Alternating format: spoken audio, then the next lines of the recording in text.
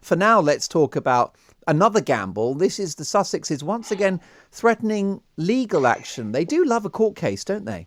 They do. And also, isn't this just desperately sad? We're now fighting over the naming of a child.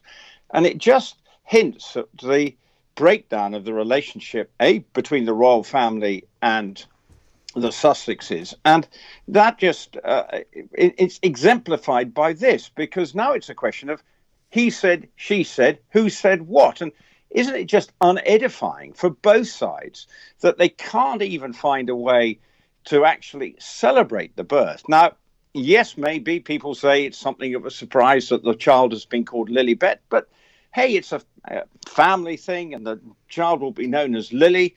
And it seems on the face of it a perfectly normal and natural thing to try and do. But now the palace are saying, well, no one spoke to the Queen about this. Harry's saying, yes, they did. So who do we believe? Well, clearly the Sussexes believe their side of the story, and they're now putting shots across the bow at various organisations, including the BBC, to try and get them to put up and shut up.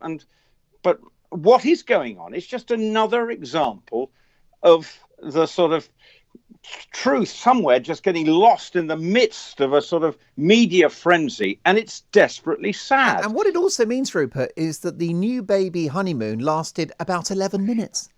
I'm afraid that's it. And you just wonder, they're obviously, well, their PR people are obviously reading absolutely everything, but aren't they supposed to be enjoying, well, in Harry's case, paternity leave? It wasn't a week ago that Meghan was giving birth. So really, they should be enjoying the new child, enjoying Archie coming in, bringing the new baby into the family. That's what most normal people do. Instead, we seem to have got legal battles going on as people try and work out why was the child called Lilibet and who said what to who. And I just find the whole thing unedifying in the extreme. And now, if we're hearing that Sussex's people are now issuing legal warnings, then this is just getting out of control. And I think, for the Queen and all her family, Charles yesterday was saying how pleased he was for Harry and seemed to be quite a normal reaction of a father, even though the circumstances must be strange between them, given what he has said about the way he was brought up. But he was putting on a great face yesterday when he was driving a Mini round Oxford or wherever it was. I just find it deeply frustrating and wonder, where's it all, as they say, going to end? Well, I've given up hope. I mean, I think it was a very short ceasefire, Rupert, and any hope now of reconciliation between the Sussexes and the firm, I think, are for the birds. Can I ask you why the palace, though, got involved in this? I mean, was it wise of them to reveal that the Queen hadn't been asked whether her this child should be named after her? I think they should have not said anything, because it's only fueled the fans, and everyone's now speculating.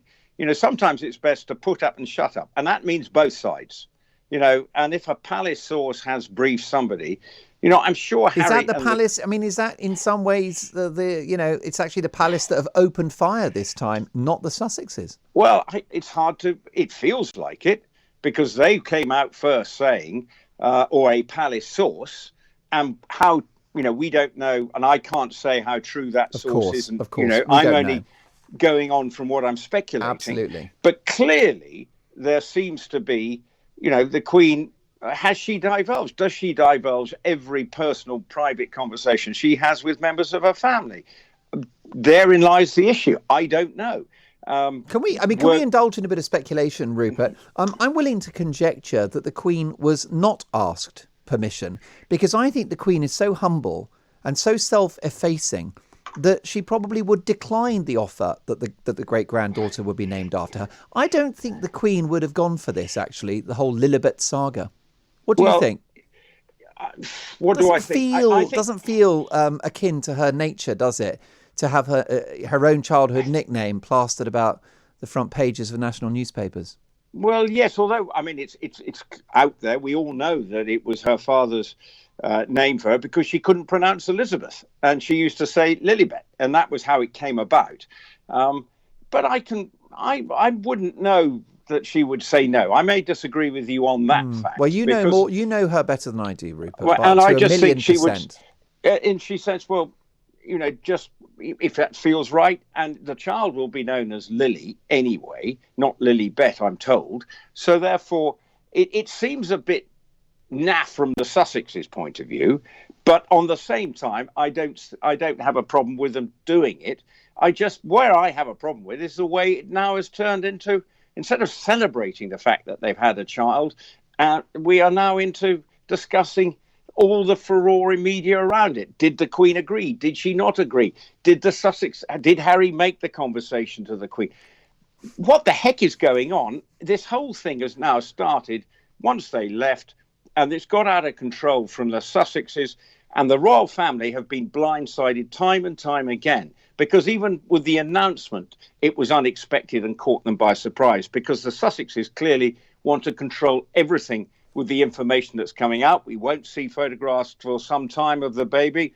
Well, that's their choice, and quite right. And instead of having people parading on some hospital steps as somehow miraculously looking brilliant, carrying the baby out of a hospital, we don't have to go through that, which I think is a good thing. But I think the palace have always been, but the whole thing, the Sussexes are controlling the agenda at times, and the palace are at the moment not sure how, or the people behind it, how to deal with it. So the royal family at times are looking a little bit sort of dumbfounded. Rupert, good luck at Royal Ascot next week.